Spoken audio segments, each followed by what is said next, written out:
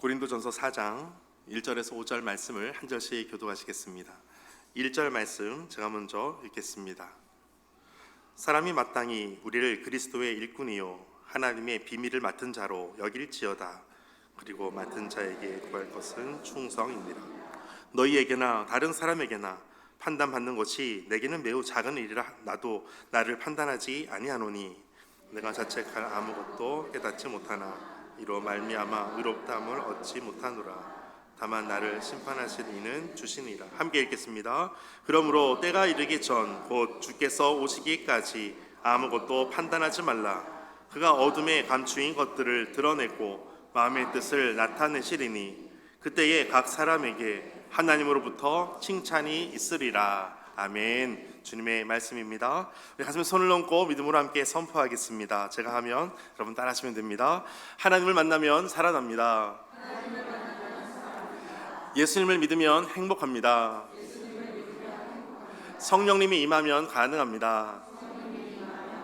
할렐루야. 아멘. 선포하신 대로 되실 줄 믿습니다.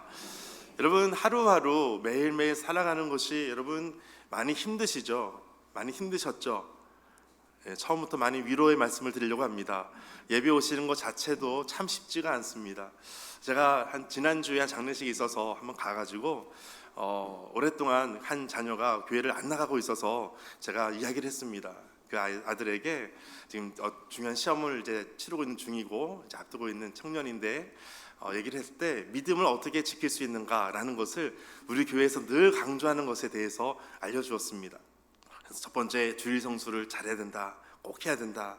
주일에는 예배를 꼭 나와야 된다.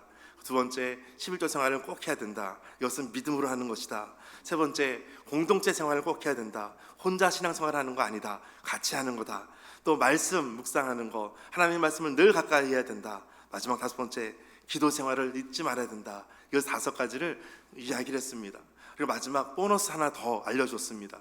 마지막이 여러분 뭔지 아십니까? 마지막은 바로 감사입니다. 감사를 더 많이 하는 것입니다. 그래서 이 다섯 가지 플러스 원 하나를 알려줬더니 그 아이가 들으면서 이제 그 중에 몇 가지를 하고 있는가 체크해 보는 거예요. 그랬더니 그 아이의 그 청년의 부모님이 아버지가 하는 얘기가 목사님 이거 다 지키는 것 하나 지키는 것도 쉽지가 않아요 그러는 거예요. 그래서 그렇구나. 이 다섯 가지 지키는 것 목회자로서는 너무 중요하니까 이것을 이야기할 수밖에 없지만 또 성도 입장에서는 이것 하나 지키는 것도 정말 쉬운 일이 아니구나. 다시 한번 또 깨닫고 왔습니다. 여러분 다섯 가지 중에 한 가지라도 지키는 것 참 쉽지 않습니다. 그러나 우리가 끝까지 할 수 있는 것은 오늘 말씀을 통해서 다시 한번 힘을 얻고 용기를 얻게 되시기를 축복합니다. 여러분 아침에 눈을 뜨는 순간부터 눈을 감는 밤의 순간까지도 우리는 늘 졸졸 따라오는 누군가가 있습니다. 우리를 따라오는 보이지 않는 재판관들이 있습니다. 그래서 내가 뭘 할 때마다 너 이렇게 왜 그랬어? 정죄하죠. 이렇게 할 때마다 너 이렇게 하면 되겠어? 믿음이 있는 사람이 이렇게 하면 되겠어? 계속해서 우리를 정죄하는 그러한 보이지 않는 재판관들이 있습니다. 혹시 직장에서도 일을 할 때마다 어떻게 일을 이렇게밖에 못하냐라고 말을 한다든지, 센스가 이렇게 없냐라고 말하든지, 왜 이것을 까먹었냐라고 말하든지, 또 가정에서도 부모가 왜 이렇게 공부를 안 하냐라고 말하든지, 꼭 쉴 때 그때 좀 잠깐 쉬고 있는데 그때 와가지고 나를 왜 공부 안 하는 사람으로 여기냐라고 한다든지 다양한 또 이유가 있을 겁니다. 교회에서도 마찬가지죠. 교회에서 가장 많이 그런 재판관이 하는 얘기는 야 믿음 있는 사람이 이렇게 할 수 있겠어? 라고 하는 이야기 아닙니까? 믿음 있는 사람이 봉사를 해야 되는데, 믿음 있는 사람이 예배해야 되는데, 믿음 있는 사람이 기도해야 되는데 하면서 늘 우리를 쫓아오고 있는 보이지 않는 재판관들이 있습니다. 마치 우리가 식당에서 밥을 맛있게 먹고 그 식당이 별점을 매길 때 별 5개인지 4개인지 하나를 뺄 것인지 그런 거를 체크하는 것처럼, 배달 앱에 별을 붙이는 상품처럼 우리가 날마다 누군가로부터 어떤 시선으로부터 나를 계속해서 나를 재판하는 것처럼 그렇게 느낄 때가 참으로 많습니다. 그래서 사람들의 시선 하나하나가 내 마음을 무너뜨리게 하기도 하고요. 어떤 사람이 한마디가 내 존재 전체를 다 완전히 평가하는 것처럼, 흔들어버리는 것처럼 그렇게 여겨질 때도 많습니다. 여러분 사도 바울은 어땠을까요? 사도 바울도 아주 치명적인 평가를 받고 있었습니다. 고린도 교회 성도들이 바울을 향해서 아주 날카롭게 비판하고 있었습니다. 설교는 왜 이렇게 했습니까? 그게 무슨 뜻입니까? 설교가 너무 어렵지 않습니까? 또 당신의 삶에 볼 때 당신도 그렇게 살고 있습니까? 당신은 리더십을 보니까 뭔가 카리스마를 가지고 뭔가 좀 가져가야 될 것 같은데 왜 이렇게 하지 않습니까? 등등. 그리고 또 하나 중요한 질문이 있었죠.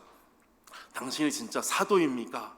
사도성에 대해서도 사람들이 평가하고 있었던 거예요.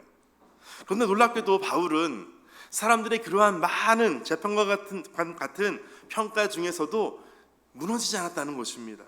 왜 그랬을까? 사도 바울은 사람들에게 세워지는 그 법정을 자신에게 적용시키지 않았던 것입니다. 마지막 날에 하나님께서 나에게 주실 그 칭찬만 바라보고 있는 거예요. 사람들의 시선, 사람들의 어떤 정죄하는 소리, 여기에 신경을 안 쓰는 거예요. 사람들은 무시해서가 아닙니다. 하나님의 칭찬이 있다는 것을 먼저 생각하기 때문입니다. 그래서 오늘 말씀 핵심이 이것입니다.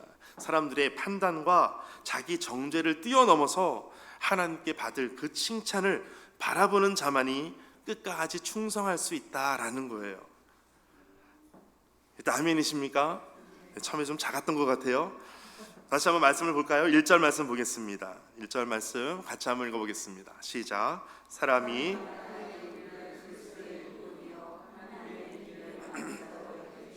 아멘. 사람들은 우리를 마땅히 그리스도의 우리 일꾼이라고 우리를 보게 될 것입니다. 하나님의 비밀을 맡은 자로 우리를 여기게 될 것입니다. 사도 바울은 자신의 정체성을 다시 한번 정의해 주는 거예요. 내가 누구인가? 나는 누구인가? 나는 그리스도의 일꾼이다. 사람들이 평가하는 어떤 스타가 아니라 나는 그리스도의 일꾼이다 라고 말하는 거예요. 자신의 정체성을 분명히 아는 거예요. 여러분, 일꾼이라는 단어를 쓰고 있는데 일꾼이라는 단어를 생각하면 단순히 어떤 일하는 사람, 어떤 직원 이렇게 생각할 수 있지만 그렇지가 않습니다. 원어적인 의미를 더 정확히 보면 그것은 이렇게 설명할 수가 있습니다. 고대 로마에 갤리선이 있어요. 배너 영화 보게 되면 배 밑창에 배너가 노를 막 저어요. 그런데 혼자 젓는 게 아니라 수십 명의 사람들이 같이 젓습니다. 그래서 좌우로 나눠가지고 북소리에 맞춰가지고 북소리의 그 리듬에 따라서 우로 져야 될지 좌로 져야 될지를 같이 맞춰가지고 젓는 거예요. 그 로마 병사들은 옆에 서가지고 다 그것을 채찍질하기도 하고 또 힘이 없는 사람을 빼서 교체하기도 하고 그런 일들을 하게 됩니다. 그런데 그곳은 배 밑창이기 때문에 창문이 없어요. 밖을 볼 수가 없습니다. 그런데 이 배너가 나중에는 노예처럼 끌려가서 이제 노를 젓는데 다음 사진에 이제 배 모습이 있어요. 우리가 알고 있는 배너의 모습은 마차 경주하는 거 제일 유명하죠. 그런데 그 뒤에 장면이 있습니다. 좀 전에 설명했던 것처럼 열심히 노를 젓는 거예요. 그런데 여기는 캄캄해요. 등을 켜지 않으면 빛이 하나도 없는 캄캄한 곳이에요. 배 밑창이에요. 선언이 바로 이런 거예요. 바로 오늘 말씀에 있는 그리스도의 일꾼이다라고 할 때 일꾼은 바로 이런 것을 의미합니다. 열심히 갤리선 밑창에서 노를 젓는 그 선언을 가리키는 단어가 일꾼이란 단어예요. 그 일꾼은 열심히 노를 젓는데 다시 한번 노 젓는 모습 보여주실까요? 노 젓는 배너의 모습 속에 폼 잡는 거 없습니다. 내가 멋있게 저어봐야지 이런 거 없습니다. 내가 누구보다도 열심히 해봐야지 이런 거 없습니다. 비교하는 거 없습니다. 사람들의 시선 그런 거 없습니다. 그 밑창에서 열심히 그가 귀를 기울여야 되는 것은 북소리였어요.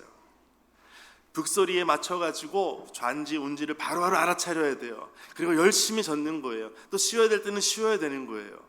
그것이 바로 일꾼이라는 것입니다. 그 선언은 배가 어디로 가는지 알 수 없어요. 항로를 전혀 모릅니다. 언제 도착하는지도 모릅니다. 리듬에 맞춰서 묵묵히 노를 젓는 것 외에는 아무것도 할 수 있는 게 없습니다. 그것이 그가 하는 유일한 것이었습니다. 우리를 그리스도의 일꾼이라고 말할 때 그 일꾼은 바로 이 장면을 연상시키는 거예요. 왜 우리가 다른 사람의 평가에 무너지게 되냐면 내가 자꾸 선장의 자리로 올라가는 거예요. 내가 열심히 일꾼으로 노를 저으면 되는데 내가 평가하기 시작하는 거예요. 내가 내 결과를 가지고 내가 책임져야 된다고 생각하는 거예요. 내가 방향을 통제해야 된다고 생각하는 거예요. 그러니까 사람들의 어떤 비판 하나하나가 배를 침몰시키는 폭풍처럼 다가오는 거예요. 배가 점점 가라앉는 거예요. 그러나 사도 바울은 말합니다. 나는 선장이 아니고 나는 단순히 노를 젓는 사람이다. 나는 일꾼이다. 나는 그리스도의 일꾼이다. 그리스도께서 말씀하시는 대로 나는 따라갈 뿐이다 라고 말하는 거예요.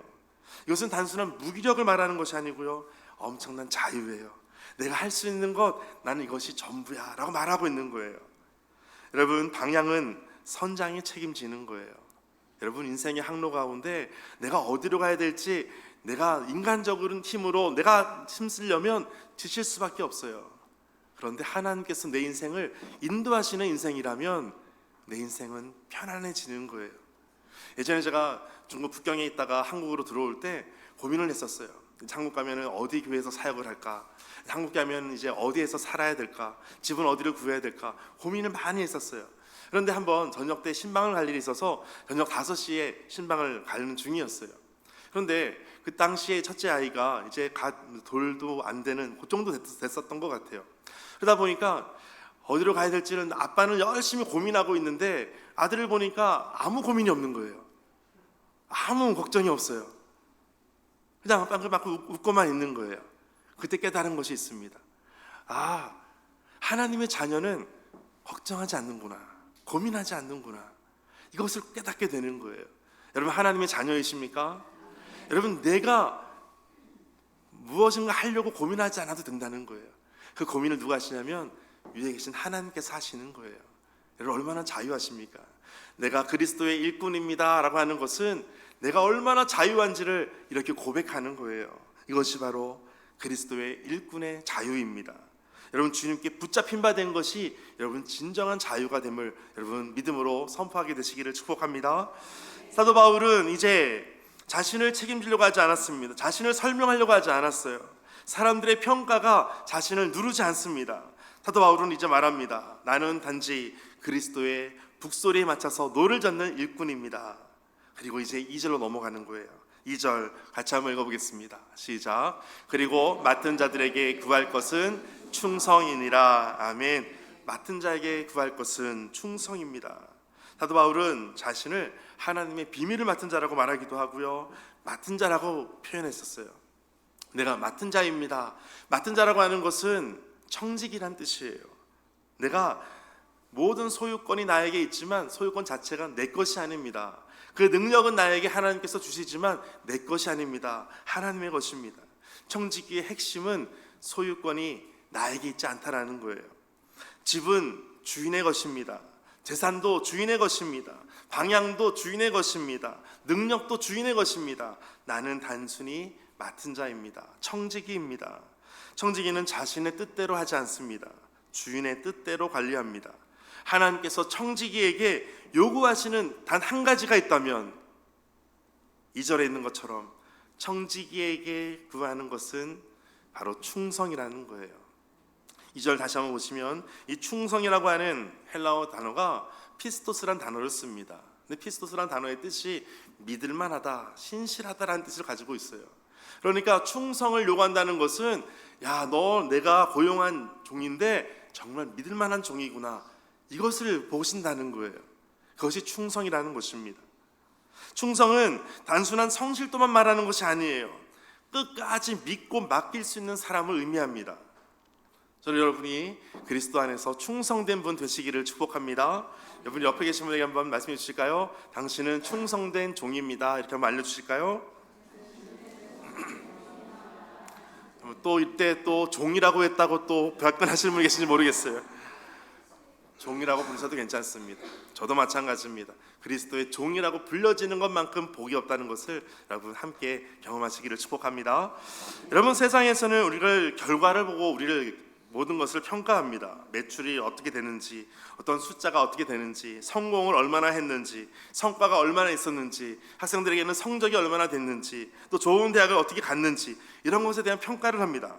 그러나 하나님은 한 가지를 보시는데 바로 충성을 보시는 거예요. 여러분, 노아를 보십시오. 이제 나와야 될 사진이에요. 노아를 보십시오.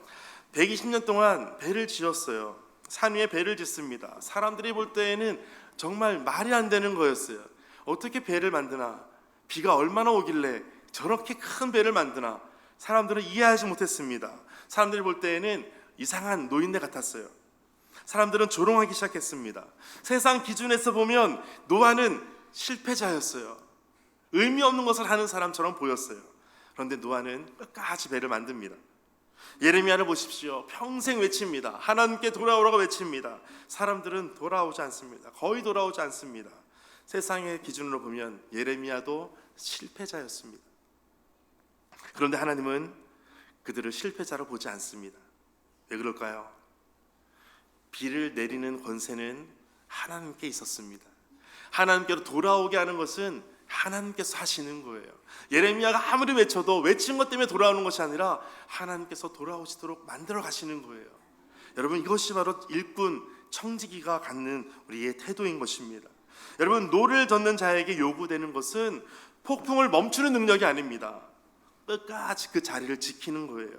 그것이 바로 충성입니다. 충성은 화려한 성공이 아닙니다. 아무도 몰라줘도 도망치지 않는 거예요. 피하지 않는 거예요. 아무리 억울해도, 아무리 오해를 받아도 주어진 자리에서 도망치지 않는 거예요. 여러분, 이 말씀이 참 어려운 말씀이에요.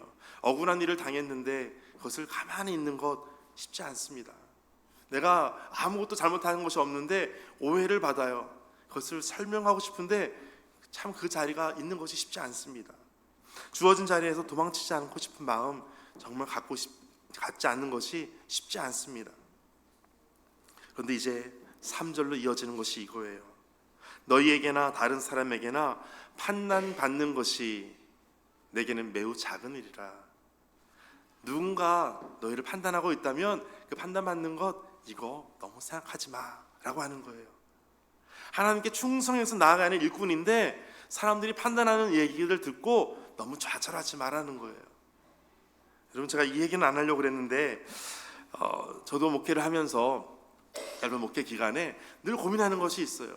목회를 내가 언제까지 할 수 있을까? 언제까지 또 해야 될까? 다음 계약 기간은 언젠데 그때까지 계약을 하고 어떻게 내가 이제는 자유롭게 돼야 될까? 언제까지 목회를 하면 되겠습니까? 하나님께 그렇게 기도할 때가 참 많습니다. 사람들이 몰라주기도 하고 목회자를 함부로 대하기도 하고 여러 가지 많은 일들이 있어요. 그럴 때 그런 마음이 들어요. 하나님, 언제까지? 그럴 때가 있어요. 그럴 때 제가 최근에 이런 기도하면서 하나님께 응답을 받았어요.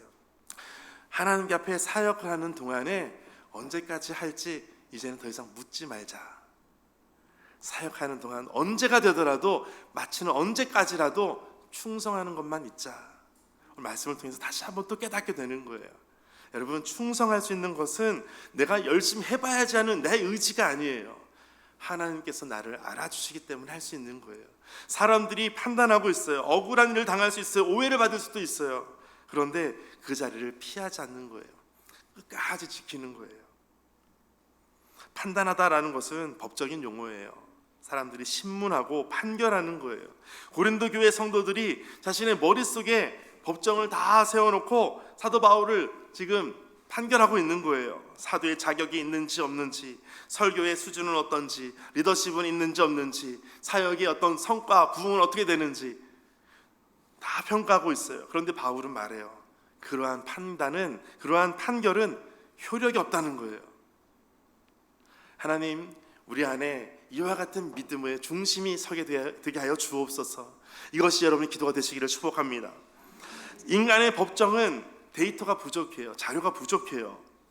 사람들은 겉모습만 봐요. 몇 마디 말만 들어요. 몇 가지 결과만 보고 있어요. 그러나 사람이 밤에 흘린 눈물은 사람들이 몰라줘요. 남몰래 흐르는 그 눈물의 기도는 사람들이 알 수가 없어요. 순수한 동기는 사람들이 다 알 수가 없어요. 인간의 판단은 불완전합니다. 사람들은 단편을 보고 결정하지만 사도 바울은 이제 말하는 거예요. 너희의 재판은 최종 판결이 아니라는 거예요. 사람들의 판단하는 것, 이것이 전부가 아니라고 그는 알고 있는 거예요. 그러니까 누군가의 말 한마디 때문에 나의 존재 전체가 무너질 필요가 없다는 거예요. 여러분, 사람들의 시선, 사람들의 말로 여러분 무너지지 마십시오. 그리스도의 일꾼, 하나님의 비밀을 맡은 자로 끝까지 충성된 중심을 가지고 오늘 서게 되시기를 축복합니다. 사도 바울은 그런데 놀라운 것이 뒤에 또 따라지는 것이 있어요. 다른 사람의 그런 법정 이것만 폐쇄하는 것이 아니라 막는 것이 아니라 자신의 마음속에 있는 자신의 법정도 다 막아버리는 거예요. 더 무서운 재판관은 밖에 있는 것이 아니라 내 안에 있는 거예요. 그래서 3절에 보니까 나도 나를 판단하지 아니하노니, 다른 사람들이 판단하는 건 내가 어떻게 할 수 없어요. 그런데 나도 나를 판단하고 있는 것이 얼마나 많습니까? 세상은 어떻게 말합니까? 다른 사람 눈치 보지 마, 너가 중요한 거야, 너 자신만 믿어, 이렇게 말하지 않습니까? 근데 여러분 자신이 믿어지십니까? 여러분 자신이 정말 훌륭한 자신이라고 믿어지십니까? 사도 바울은 여기 한 걸음 더 나아가는 것이 이것이에요. 너 자신도 최종 재판관이 될 수 없다라는 거예요. 왜 그럴까요? 우리의 내면의 어떤 렌즈를 통해서 보고 있어요. 어떤 때에는 내가 좀 괜찮은데, 나 좀 괜찮은 사람이야 라고 생각할 때도 있어요. 근데 어떨 때에는 내가 이것밖에 안 되는구나, 내가 왜 이렇게 했을까, 실수하고 자책하고 얼마나 많습니까? 내가 참 형편없구나, 나는 실패자야, 나는 가짜야, 나는 안 되나 보다, 그럴 때가 얼마나 많습니까? 내 스스로 내가 재판관이 돼서 나를 판단하는 거예요. 내가 잘했을 때 칭찬하고 잘못했을 때 자책하고 더 깊은 수렁에 빠지죠. 그래서 오늘은 무죄라고 내가 나를 선고합니다. 그런데 내일은 나를 사형 선고를 내립니다. 내 자신이 믿을 만한 내가 아닌 거예요. 그것을 우리가 전문 용어로 가면 증후군이라고 부릅니다. 이 가면 증후군은 자신의 능력이나 성과에 대해서 스스로 의심을 품는 거예요. 그리고 다른 사람들을 속이고 있다고 하는 느낌을 스스로 받는 거예요. 자신을 평가절하하는 거예요. 난 이거밖에 안 되는데, 내가 사람들에게 잘 보이려고 내가 이렇게 했구나 라고 스스로 자신을 낮춰보는 거예요. 특별히 높은 어떤 성취도를 가진 사람에게 흔히 나타나는 거예요. 높은 자리에 있는 사람들이 스스로 자신을 정죄하는 거예요. 내가 이제 끝난 존재구나, 나는 자존심도 이제는 점점 더 바닥으로 떨어지는 거예요. 사도 바울은 이것을 말하고 있는 거예요. 내 양심이 괜찮다고 해서 내가 의로운 것도 아니고, 내가 나를 정죄한다고 해서 내가 끝난 존재도 아니라는 거예요. 외부의 어떤 판결도 나에게 소용이 없는 것이고, 내부에 있는 내가 재판관이 돼서 움직이는 것도 내게 중요하지 않아. 오늘 내가 해고해야 될 재판관이 있어요. 바로 나 자신의 재판관이에요. 여러분 자신을 어떻게 평가하십니까? 잘하고 계십니까? 목회하면서도 저는 그런 생각 자주 합니다. 내가 목회를 잘하고 있을까? 제대로 하고 있을까? 이것이 맞을까? 늘 고민합니다. 늘 기도합니다. 우리 성도님들이 믿음으로 잘 세워져 가기를 기도하고 있는데, 가끔 힘들고 어려운 일이 있을 때 목회자로서는 할 수 있는 것이 무엇입니까? 기도하는 것밖에 없어요. 성도들이 힘들어하면 목회자를 할 수 있는 것이 하나님께 데려가는 수밖에 없어요. 하나님, 아무개 집사님이, 아무개 권사님이, 아무개 성도님이 힘들어하는데 하나님께 가지고 가는 것밖에 없어요. 그럴 때마다 눈물로 울고갑니다. 그런데 여러분, 스스로 내가 재판관에 대해서 스스로 낙심하고 있을 때, 스스로 자책하고 있을 때, 사도 바울은 나 자신의 재판관도 이제는 다 없애야 될 것을 말씀하는 거예요. 그리고 이제 마지막 5절 말씀 보시면 이렇게 말씀하고 계십니다. 5절, 그러므로 때가 이르기 전 곧 주께서 오시기까지 아무것도 판단하지 말라. 그가 어둠에 감추인 것들을 드러내고, 어둠에 감추인 것들을 누가 드러내냐면 하나님께서 드러내실 것이다. 내가 드러내려고 할 필요가 없다는 거예요. 하나님께서 하신다는 것입니다. 마지막 날에 완전한 재판장이 오시는데 그가 이 모든 것을 다 드러낼 것이다. 왜 바울이 사람의 평가를 내려놓을 수밖에 없는가? 진짜 재판장이 오시기 때문이라는 거예요. 사람들은 행동을 봅니다. 그러나 하나님은 동기를 보시는 거예요. 사람들은 결과를 봐요. 그러나 하나님은 눈물을 보십니다. 사람들은 실패를 봅니다. 그러나 하나님은 포기하지 않는 충성을 보시는 거예요. 그래서 마지막 날 숨겨진 것들이 다 드러나는 그날에 아무도 몰라주었던 헌신을 주께서 알아봐 주시는 거예요. 아무도 알아주지 않았던 그 충성을 하나님께서 말씀해 주시는 거예요. 억울함 속에서도 버티고 왔던 그 믿음이 하나님 앞에 밝혀지는 그 순간이 온다라는 것입니다. 사도 바울은 놀라운 말씀을 뒤이어서 하는데, 그때에 각 사람에게 하나님께서 칭찬이 있으리라. 하나님께서 칭찬하신다고 말씀하세요. 여러분, 오늘 칭찬은 우리 인간의 박수가 아니에요. 완전한 재판장이신 나중에 오실 그 재판장이 주시는 인정을 말하는 것입니다. 오늘 사람들은 여러분을 몰라줄 수도 있어요. 여러분의 마음을 오해할 수도 있어요. 여러분을 핍박할 수도 있어요. 그런데 마지막 날 하나님께서 말씀하시는 거예요. 잘하였다, 착하고 충성된 종아. 그 칭찬 하나면 족하다는 것입니다. 사도 바울은 사람들의 판단, 그것을 개의치 않았어요. 자신의 내면의 판단, 이것에 개의치 않는 거예요. 왜냐하면 나중에 진짜 오실 그 재판장 하나님께서 우리를 칭찬하시는 분임을 믿고 있는 것입니다. 여러분, 오늘 말씀에 보면 앞에 전반부에는 충성을 말씀하고 있고 점점 뒤에는 판단하지 말라는 것을 말씀하고 있어요. 판단하지 말라, 단순히 판단하지 않는 것이 주 목적이라면 도덕적인 설교밖에 안 됩니다. 그런데 중요한 것은 충성이에요. 하나님께 충성할 수 있는 것은 판단하시는 분이 오직 하나님밖에 없습니다. 이것을 믿을 수 있을 때 우리는 충성할 수 있는 주님의 종이 될 줄 믿습니다. 여러분, 오늘 이제 우리가 이 평가하는 감옥에서 빠져나올 수 있는 영적인 매뉴얼이 있어요. 사람들에게 비난하는 순간, 사람들이 나를 비난하는 순간 우리는 속으로 이렇게 선포하면 됩니다. 한번 따라해 보실까요? 나는 선장이 아니다. 나는 일꾼이다. 여러분 옆에 계신 분에게 말씀해 주실까요? 당신은 일꾼입니다. 이렇게 한번 말씀해 주실까요? 당신은 일꾼입니다. 여러분, 나는 오늘도 주님의 북소리에 맞춰서 노를 젓는 사람이라는 거예요. 사람들의 어떤 소음이 있어요. 비난하는 것이 있어요. 그러나 하나님께 방향을 집중하는 거예요. 이것이 어떤 비난이 있을 때 우리가 누를 수 있는 어떤 단추 버튼과 같은 거예요. 사람들이 비난해요. 그때 버튼을 눌러요. 어떤 말이 나올까요? 나는 선장이 아니야, 나는 일꾼이야 라고 말하는 거예요. 사람들이 아무로 몰라줄 때가 있어요. 그때 우리는 다짐하는 것이 있어요. 한번 따라해 보실까요? 나는 집주인이 아니라 청지기이다. 아멘. 결과는 주인의 영역이지 나는 맡겨진 일을 끝까지 지키는 사람이야. 충성은 어떤 큰 거대한 업적을 만드는 것이 아니라 오늘 내게 맡겨진 것, 거기에 순종하고 포기하지 않는 것, 이것이 바로 우리에게 무기와 같은 것입니다. 아무도 몰라줄 때 우리는 어떤 무기를 들고 가야 되냐면 나는 집주인이 아니야, 나는 청지기야. 이것을 맡은 자로, 그리스도의 비밀을 맡은 자로 우리가 살아가는 것입니다. 마지막으로 자기의 정죄가 밀려올 때 우리는 이렇게 선언할 수가 있습니다. 한번 따라해 보실까요? 내 마음속 참소는 나를 고소하는 거죠. 최종 판결이 아니다. 나를 판단하시는 분은 오직 하나님이시다. 여러분, 내 안에 이 가혹한 재판관을 여러분 해고시키십시오. 더 이상 그 정죄감에 사로잡히지 마십시오. 누구도 나를 정죄할 수 없습니다. 왜냐하면 그리스도 예수 안에 생명의 성령의 법이 죄와 사망의 법에서 우리를 해방하셨기 때문입니다. 여러분, 이것이 바로 믿음으로 받아지는 거예요. 사도 바울이 흔들리지 않을 수 있었던 이유는 사람들의 평가를 무시해서가 아니라 인간의 법정이 얼마나 불완전한지를 알고 있기 때문입니다. 다른 사람의 법정도, 심지어 자신의 법정도 모두 엉터리 재판관이라는 것을 알고 있었어요. 사도 바울은 다시 오실 하나님께서 우리를 모든 것을 드러나게 하시고 우리를 인정하시는, 그 칭찬하시는 것을 말씀하고 있습니다.